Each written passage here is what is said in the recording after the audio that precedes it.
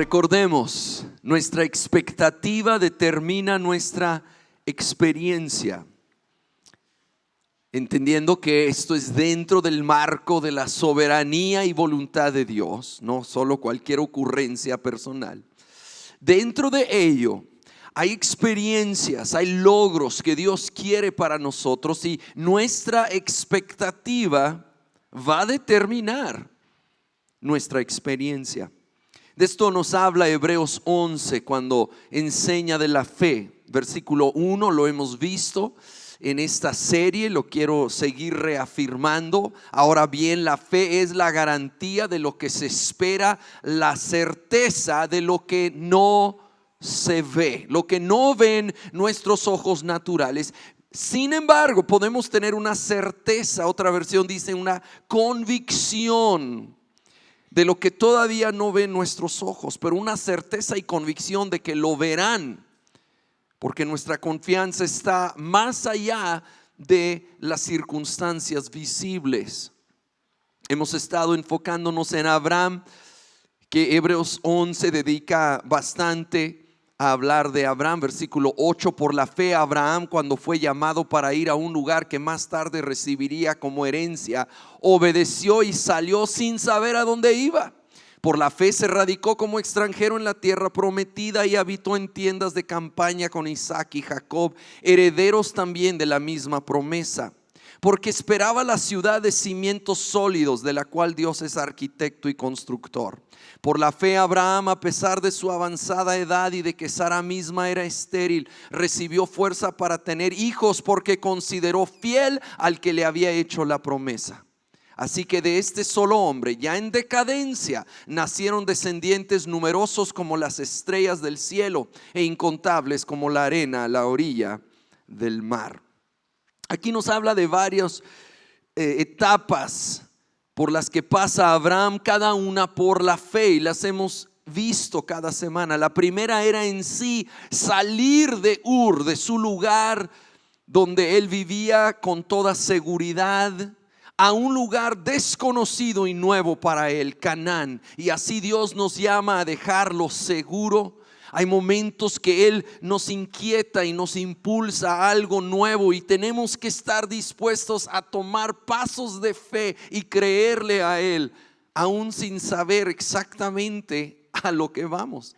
Después nos habla de la fe de Abraham ya llegando a Canaán, pero aún ahí con una visión en el reino de Dios. Dice que no se enfocó en las ciudades allí existentes y la seguridad que ofrecían, sino en la ciudad celestial. Hablando del reino de Dios, nos habla de nosotros hacer nuestros tesoros en el cielo. Nuestra prioridad ser el reino de Dios y confiar en Él para nuestra seguridad. Finalmente, la gran promesa de tener un hijo y la gran espera que tuvieron que vivir Abraham y Sara. De esto hablamos con más detalle domingo pasado. De hecho, usé la palabra espera como acróstico, porque hay continuamente en la Biblia, cuando habla de fe, seguido habla de fe y paciencia, o fe y perseverancia. Hay una espera entre la siembra y la cosecha, entre empezar a percibir y orar por lo que Dios está mostrando al su cumplimiento. ¿Qué hay que hacer en esa espera? Como un muy rápido y breve repaso, vimos estos puntos con cada letra de la palabra. La E con la que empieza espera es de estirarnos. Estirarnos más allá de lo seguro y de aquello que ya conocemos y nos hemos acostumbrado. Ahora, estirar implica incomodar, pero solo así vamos a llegar a lo nuevo. La S es de someter nuestros planes a los tiempos y formas de Dios, que muchas veces son muy diferentes a los nuestros, pero no insistir en que las cosas sean a mi manera y en mis tiempos, sino someterlo al Señor. La P es de perdonar al que nos debe, no tener cuentas pendientes. Tenemos que recordar el precio que pagó Jesús para cancelar nuestra deuda y con eso cancelar toda deuda en nuestra contra, hablando de deudas morales, emocionales, porque si yo la guardo va a arruinar mi carrera. Luego la siguiente en la palabra espera es de escribir. Dice la Biblia, escribe la visión. Y esto nos habla de ir definiendo las metas y cuando es posible literalmente poner en papel lo que Dios va poniendo en el corazón. No te preocupes si a veces es medio general y vago, a todos nos pasa así. De hecho casi siempre empieza así. Empieza a orar y tomar los pasos que puedes en esa dirección y se irá haciéndose más claro. Pero cada vez que puedes entender más, escribe. Luego la R es de reflexiona. Reflexiona en lo que Dios ha hecho y dicho.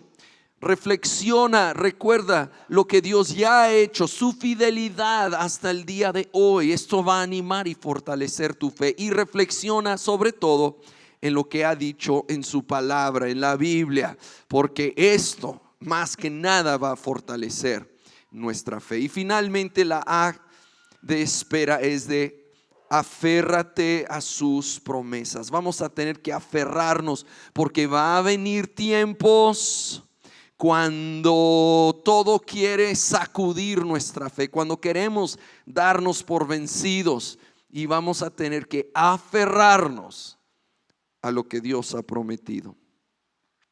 Ahora, hoy quiero enfocarme en particular en esta declaración en Hebreos de que Abraham tendría descendientes como las estrellas. Y esto es en referencia a Génesis 15, donde Dios le dijo a Abraham: levanta la vista y ve las estrellas, cuéntalas si puedes, porque así de numerosa será tu descendencia. ¿Cuántas estrellas pudiera haber contado Abraham? Bueno, dicen los científicos que en una noche donde hay mucha visibilidad y en un campo abierto donde no hay otra iluminación compitiendo, se pudiera llegar a ver hasta 5,000 estrellas de los miles y millones que hay en nuestra galaxia. 5,000 estrellas. Ahora, en las ciudades actuales, con la iluminación, con la contaminación, a veces sales y a ver las estrellas. Mira, ahí hay es un avión, pero bueno, en el tiempo de Abraham, ahí en el campo abierto, yo creo sí veía unas 5,000. Yo no sé si logró contar hasta ahí, pero ¿sabes qué? A lo que voy es que era Dios ampliando su visión, llamándole a ver como Dios ve. Y la realidad es que había miles de millones de estrellas porque Dios es un creador que tiene mucho más de lo que aún nuestra fe se imagina. La certeza de lo que no se ve es la fe.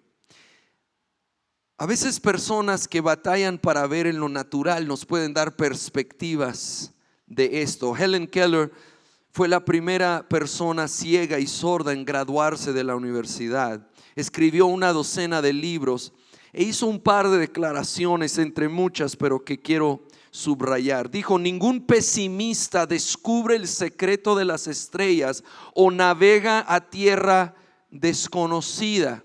Yo creo que se puede aplicar aquí. Nadie sin fe va a navegar a tierra desconocida, va a alcanzar lo nuevo y desconocido que Dios tiene para su vida. Tenemos que tener fe. Y el otro escrito, tal vez su más famoso: lo único peor que ceguera es tener vista pero no visión. Lo repito, lo único peor que ceguera es tener vista pero no visión. Y temo que la mayoría vivimos así, con vista física, viendo lo natural, pero sin visión para ver más allá. Aún el mundo entiende esto, porque Dios nos diseñó como seres creativos. Se dice que cuando abrieron el parque temático de Disney en Orlando, Florida, un reportero volteó con la viuda de Walt Disney, él ya había fallecido, y le dice: lástima que Walt no pudo ver esto. A lo cual ella contestó: oh, sí lo vio. créeme, cuando apenas era un pantano abandonado, él ya estaba viendo el parque que iba a construir aquí. ¿Cuánto más no nosotros? Con la fe en el Dios todopoderoso que servimos, debemos abrir los ojos y ver como Dios ve. No permitas que nada te limite. A veces un factor que limita a algunos es su edad. O se sienten muy joven o se sienten muy viejo. Pero ¿sabes qué? Si te sientes muy joven, Dios dice que ninguno menosprecie tu juventud. Yo quiero animarte, sueña en grande, pero de la mano con sembrar en lo pequeño. Sueña en grande, siembra en lo pequeño y diario. Y si te sientes ya algo ruco, anímate con Abraham y Sara, ¿sí? Abraham tenía 100 y Sara 90 cuando se cumplió la promesa y nació Isaac. Así que hay mucho por delante que Dios tiene para cada uno de nosotros. Pues se cumplió la promesa, nació Isaac. De Isaac luego nació Jacob, de Jacob sus 12 hijos, incluyendo José, quien fue vendido como esclavo y llevado a Egipto. Y cuando vino hambruna sobre la tierra, toda la familia tuvo que mudarse a Egipto, donde fue creciendo hasta ser una nación, solo que una nación en esclavitud. 400 años después, Dios levantó a Moisés para liberar al pueblo de Egipto y volver a Canaán, volver a la tierra que Dios había prometido a Abraham. Y cuando llegaron a la frontera sucedió algo que es muy conocido, pero es tan importante que lo quiero repetir brevemente. Entraron 12 espías para conocer la tierra prometida, la tierra de Canaán. Volvieron. 2 de ellos, Josué y Caleb, vieron más allá de solo lo natural. Vieron con ojos de fe y dijeron: Dios nos puede dar esta tierra. Pero 10 de los espías se limitaron a solo lo que sus ojos naturales vieron y dijeron: no se puede, son demasiado fuertes. Me llama la atención que hubo 10 que no creyeron y solo 2 que sí. Y saben, sigue siendo así. La tendencia es que la mayoría no cree, y es una minoría valiente y con fe que se atreve a creerle al Señor. Y la pregunta es: ¿de cuál vamos a ser nosotros? Yo quiero animarte a ser de esa minoría valiente que le cree al Señor y nos estiramos a todo lo que Él tiene para nosotros. Ahora, los 10 espías llegaron, y quiero leer literalmente lo que dijeron, registrado en Números.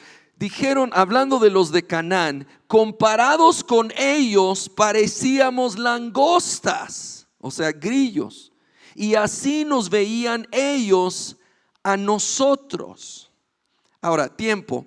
¿Cómo saben ellos cómo les veían los de Canaán a ellos? Si eran espías ahí escondiéndose. ¿Tomaron una encuesta? Sí, llegaron: señor cananeo, ¿cómo ve usted a los hebreos? Como un caballo fuerte. ¿Ve como un perro o sé como una langosta? Como langosta. Bueno, langosta va ganando. ¿Cómo sabían ellos? Lo que pasa es que el temor te hace imaginar aún peor la situación de lo que es. Aumenta, tal vez sí hay un peligro real, pero el temor lo aumenta más allá de su verdadero tamaño, mientras la fe lo pone en perspectiva y ve con claridad que tenemos un Dios mucho mayor que cualquier problema o desafío o reto que podemos enfrentar. Si tú lo crees, dale ese aplauso.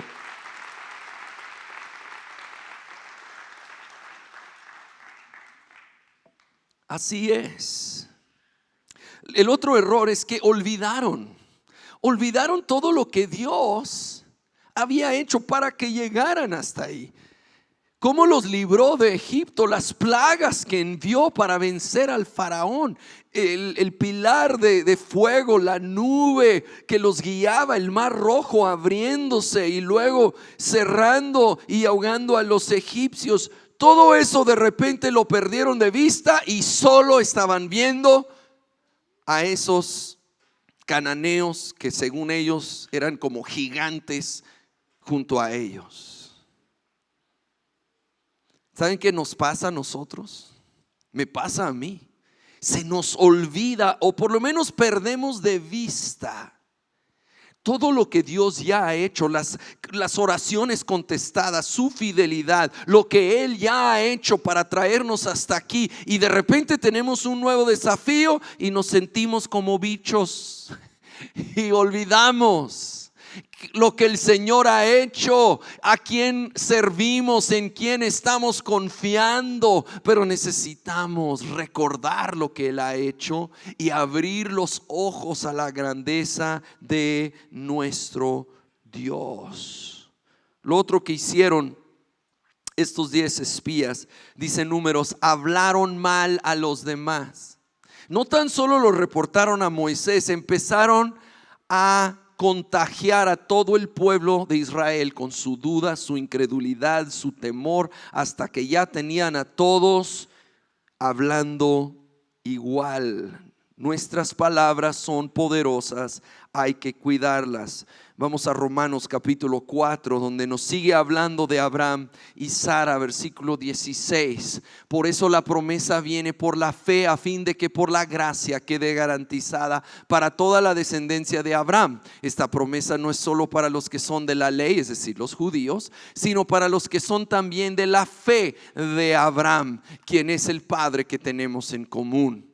Delante de Dios, tal como está escrito, te he confirmado como padre de muchas naciones. Así que Abraham creyó en el Dios, fíjate bien, que da vida a los muertos y que llama las cosas que no son como si ya existieran. Contra toda esperanza, Abraham creyó y esperó. De este modo llegó a ser padre de muchas naciones. Tal como se le había dicho, así de numerosa será tu descendencia. Su fe no flaqueó, aunque reconocía que su cuerpo estaba como muerto, pues ya tenía unos 100 años y que también estaba muerta la matriz de Sara. Vemos que reconoció que él y Sara, en el sentido para tener hijos, estaban muertos. No era físicamente posible. La fe no es negación de la realidad. Abraham reconoció que en realidad no era físicamente posible. Lo vio, pero no se quedó solo con lo que veían sus ojos y las circunstancias actuales. No es negación, pero sí es rendición de esa realidad adversa, rendida al Señor, y reenfocarnos en ver no solo esas circunstancias, sino el poder de Dios, que me hace recordar otra historia bíblica que comenté el primer domingo. Lo quiero mencionar brevemente porque afirma tanto esta verdad. Un día el profeta Eliseo se levantó con su siervo y donde ellos vivían estaba rodeado del ejército de los sirios. Estaban totalmente encerrados, estaban por ser destruidos. Por lo menos eso parecía. El siervo ve eso y entra en pánico a la casa y le dice a Eliseo. Entonces Eliseo ya había tenido una revelación de Dios, ya había visto más allá de lo que veían los ojos naturales, y ora y dice: Señor, ábrele los ojos a mi siervo.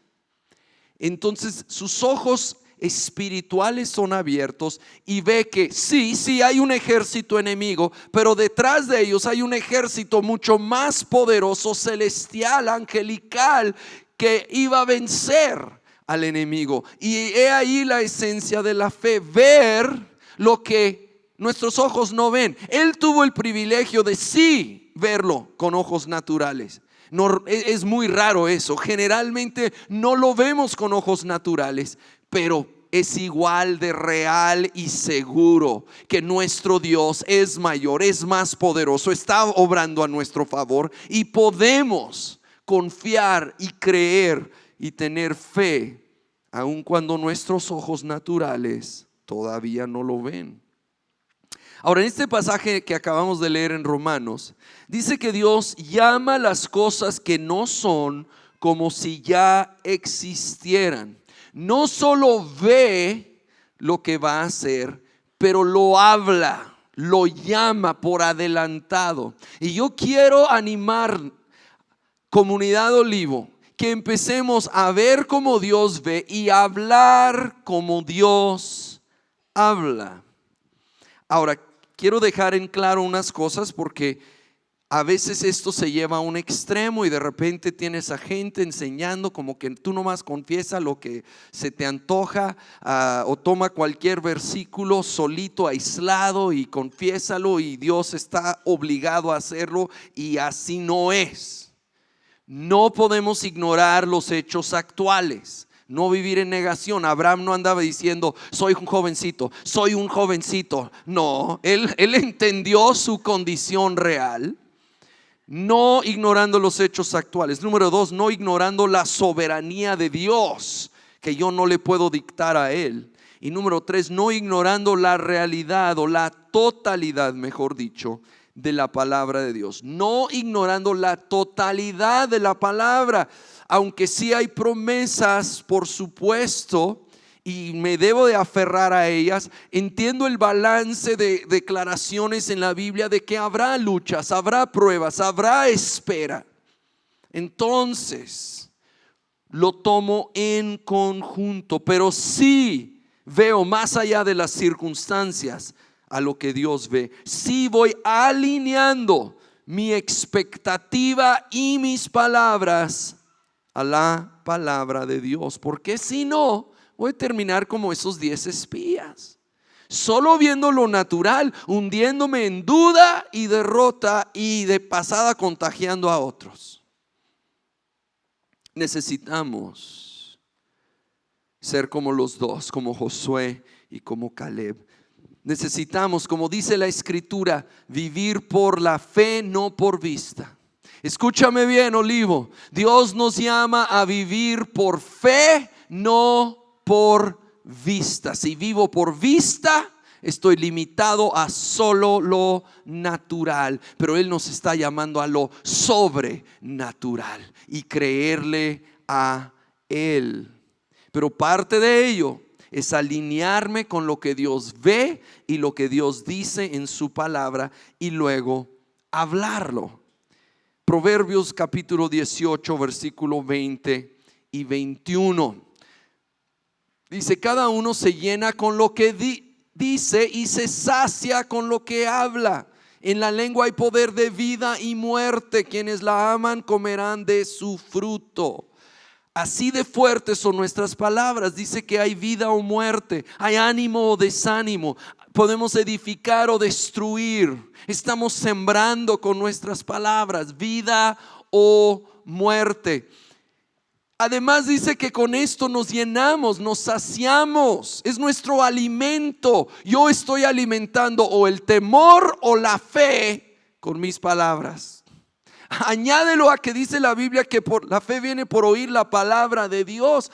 ¿Qué tan importante es entonces hablar la palabra de Dios? Leerla.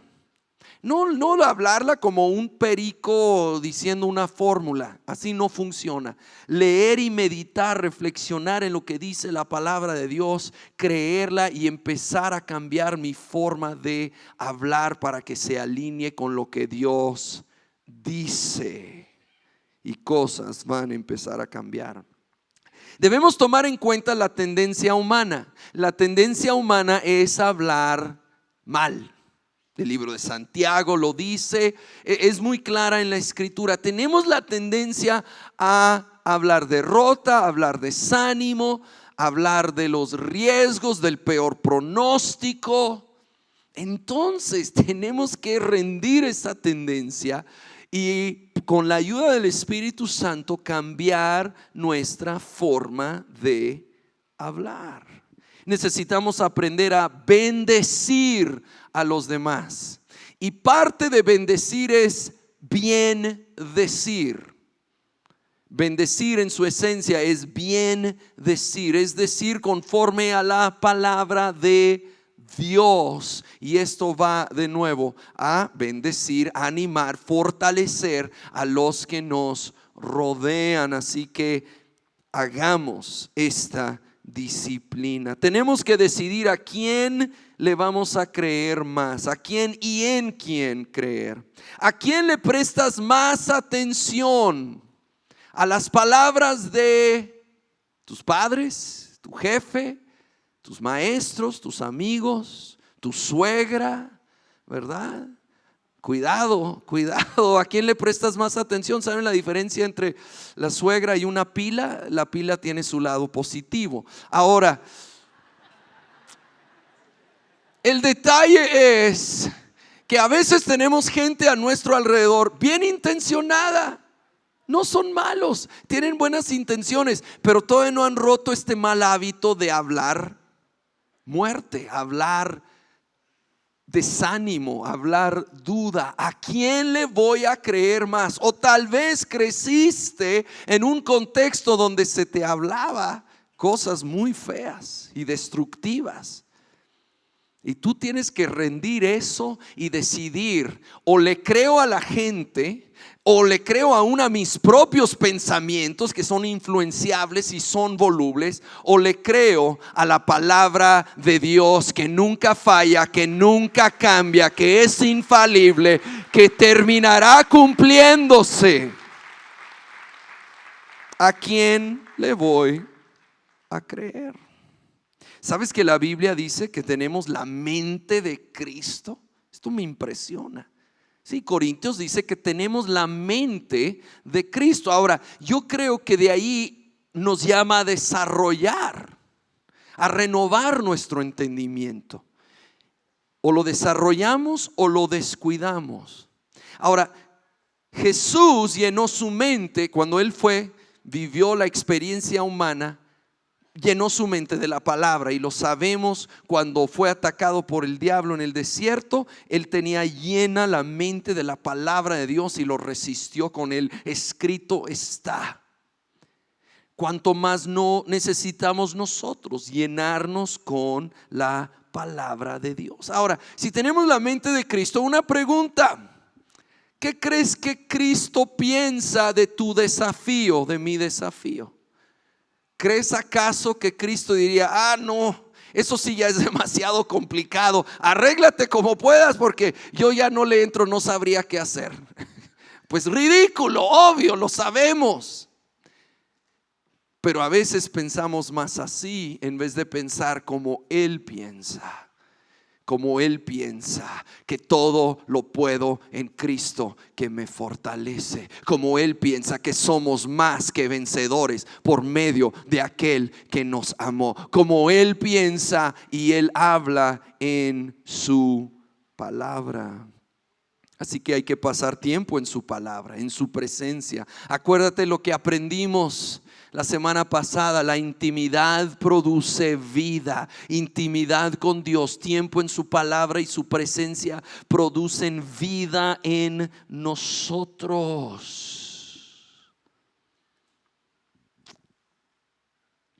Y quiero terminar reflexionando en una cosa más. Necesitamos aprender a ver como Dios ve la oposición, la montaña, los retos, lo que hay delante. Pero sabes, también necesitamos aprender a ver como Dios ve a nosotros mismos.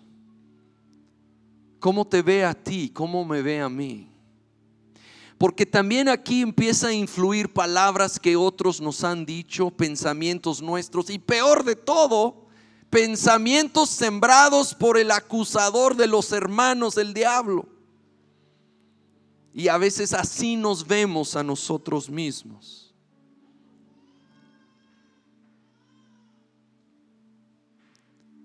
Y necesitamos vernos y creer lo que Dios dice de nosotros. Aun si no lo sentimos, aun si la evidencia ahorita parece ser otra, fe es la certeza de lo que todavía no se ve. Yo quiero invitarte a cerrar tus ojos y quiero decirte poquito lo que Dios dice de ti, porque lo dice en la Biblia.